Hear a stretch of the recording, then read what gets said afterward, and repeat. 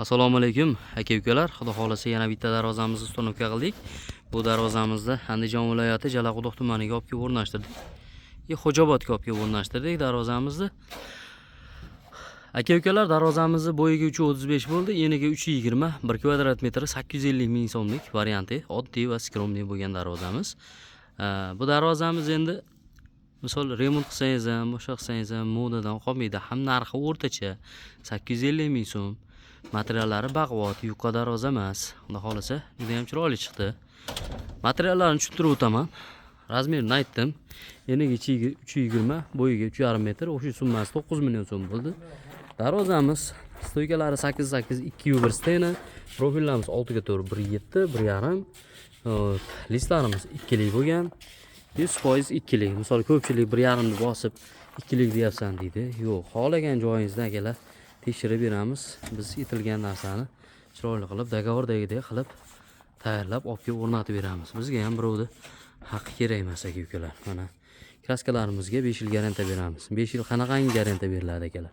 Misol darvozamizni kraskasi ko'chib ketishiga garantiya beramiz. Katta-katta bo'lib ko'chib ketsa, misol ko'pchilik ko'zi tushgan. Ko'chib ketadigan bo'lsa, o'shanda javob berib, boshqatdan kraskasi aychib beraman. Lekin choklaridan, etbetidan zang qo'yib, netiydigan bo'lsa, darvozamiz o'zini kraskasi ko'chmasa, javob bermaymiz.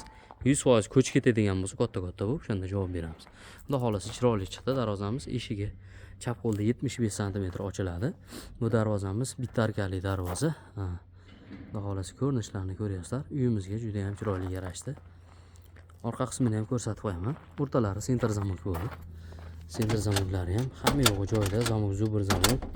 Orqalari senter zamok. Orqa qismi. Orqasi ham pummo kraspal bo'lgan.